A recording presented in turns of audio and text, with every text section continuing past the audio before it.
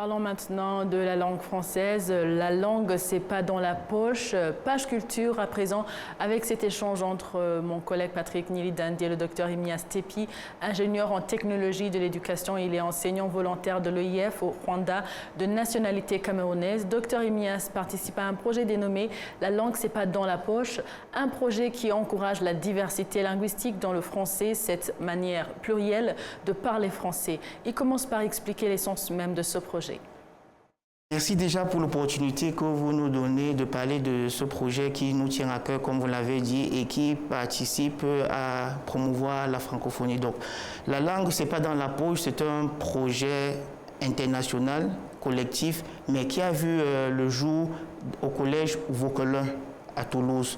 Donc c'est un projet en France, hein? En France, bien évidemment. Oui. Donc c'est un projet qui vise à promouvoir la diversité des cultures francophones, mais particulièrement à promouvoir la multiplicité de la langue française. L'objectif primordial de ce projet, c'est de montrer qu'il n'y a pas qu'une seule langue française, mais il y a plusieurs variétés de langues françaises. Par exemple, le français parlé en France n'est pas le français parlé au Cameroun, c'est pas non plus le français parlé ici au Rwanda. Donc cette diversité de... En fait, c'est cette diversité linguistique dans le français qui vous intéresse, cette manière plurielle de parler français, aussi bien au Cameroun, au Rwanda, au Congo-Brazzaville, en République démocratique du Congo, à Madagascar, c'est vrai.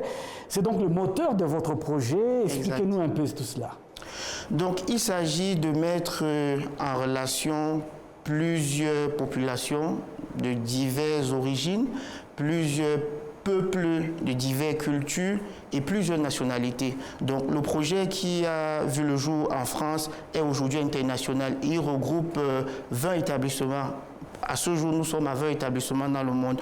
Les 20 établissements sont répartis à travers le monde, en Afrique avec le Rwanda, en Europe également, parce que nous sommes en train de voir avec l'Italie, l'Allemagne, pour que le projet puisse s'étendre là-bas. Ensuite, nous avons aussi l'Amérique du Nord avec le Québec. Donc c'est un projet qui s'étend aujourd'hui dans le monde entier.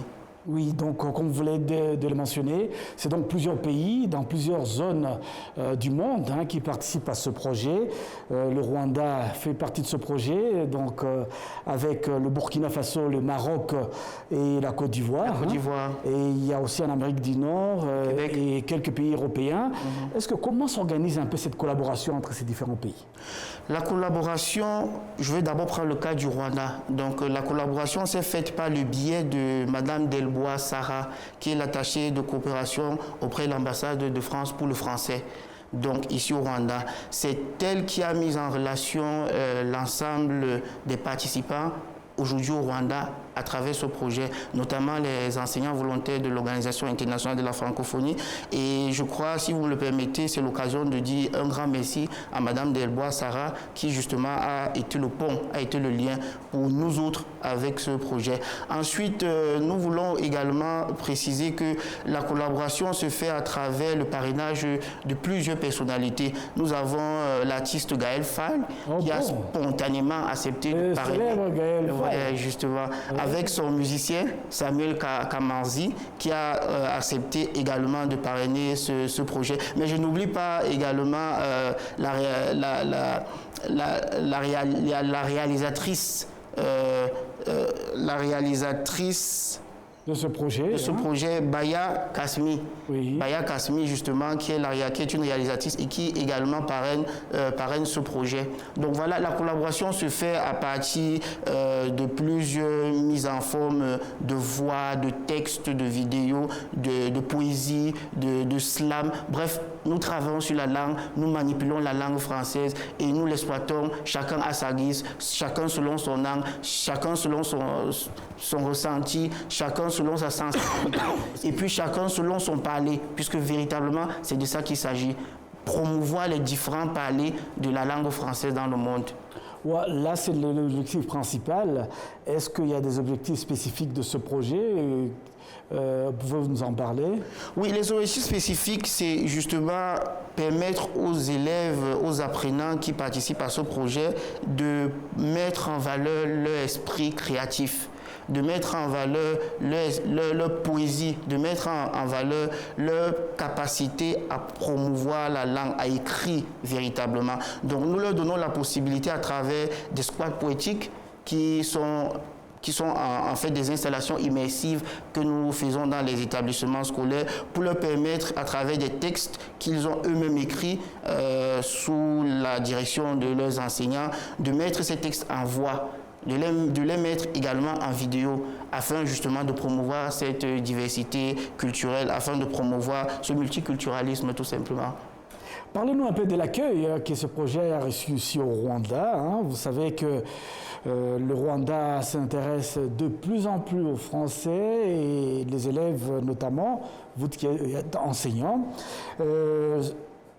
Cette année, au mois de mai, vous avez un projet phare, le festival. Qu'est-ce qui est prévu en ce moment-là? Justement, le festival, c'est prévu pour mai. Le festival de mai va mettre en relation au même moment tous les acteurs, tous les participants de ce projet. C'est-à-dire que nous allons d'abord, en début mai, faire en sorte que tous les acteurs, tous les 20 établissements qui jusqu'à présent participent à ce projet, de créer, de faire en sorte que dans leurs établissements respectifs, qu'ils puissent avoir des immersions culturelles, qu'ils puissent avoir des immersions poétiques ou des slams, et ça va se faire au même moment. Donc les mises en voix, comme je le disais, des mises en texte, des audios, des vidéos également au même moment. Ensuite, il y a également la participation, comme je le disais tout à l'heure, de nos parents. Donc la réalisatrice, l'artiste et son musicien. L'artiste Gaël Faye, comme je le disais, avec son musicien Samuel Kasmandi, et puis la réalisatrice Baya Kasmi. Donc voilà, eux, ils seront présents, nous le souhaitons, et on espère que ça va pouvoir se faire. Ils seront présents à Toulouse pour parrainer effectivement ce projet. Parce que Gaël Faye avait spontanément accepté de parrainer ce projet. Donc voilà, nous allons également permettre à certains qui voudront de faire des musiques, de faire des vidéos, de faire des théâtres, de mettre en musique, de mettre en valeur le français tel qu'ils le souhaitent, tout simplement. Donc c'est ce festival que nous allons véritablement implémenter en début de mai. D'accord. Alors, dernière question, docteur Emias Tepi. Vous savez, vous venez de passer 3 ans au Rwanda. Donc, vous venez d'un pays qui s'appelle le Cameroun, qu'on appelle l'Afrique en miniature, n'est-ce pas? Qu'est-ce qui vous a plu pendant ces 3 ans que vous venez passer dans ce pays? Le Rwanda, c'est une richesse culturelle. Le Rwanda, c'est une diversité particulière. Le Rwanda, c'est une symphonie de peuples. Le Rwanda, finalement, parce qu'au Rwanda, on trouve de tout. J'ai particulièrement aimé cette diversité, j'ai particulièrement aimé la sécurité qu'on a ici, il faut le relever, la propreté également, et puis l'attachement particulier que les populations ici ont pour les étrangers. Ils développent un attachement particulier envers les étrangers. Je prends mon cas, j'ai très bien été accueilli jusqu'ici et j'ai très bien été intégré à tous ceux que j'ai rencontrés, qui m'ont bien accueilli et qui m'ont permis de me sentir ici, chez moi, comme si j'étais au Cameroun. Donc du coup, je peux être fier de continuer à rester ici. Du coup, je peux être fier de vouloir revenir ici. Du coup, je peux être fier de parler en bien du Rwanda parce que véritablement, le Rwanda mérite qu'on parle du bien de lui. C'est un très grand pays. Donc, j'ai aimé également quelques aliments ici, notamment le lait de vache. C'était pratiquement ma première fois d'en consommer. Je n'en avais pas encore consommé avant d'arriver ici et j'ai particulièrement aimé. Et puis j'aime aussi le kawunga. C'est une nourriture que j'ai particulièrement aimée et j'espère que je vais pouvoir maîtriser les recettes culinaires pour promouvoir cela et le faire goûter aussi à ma famille.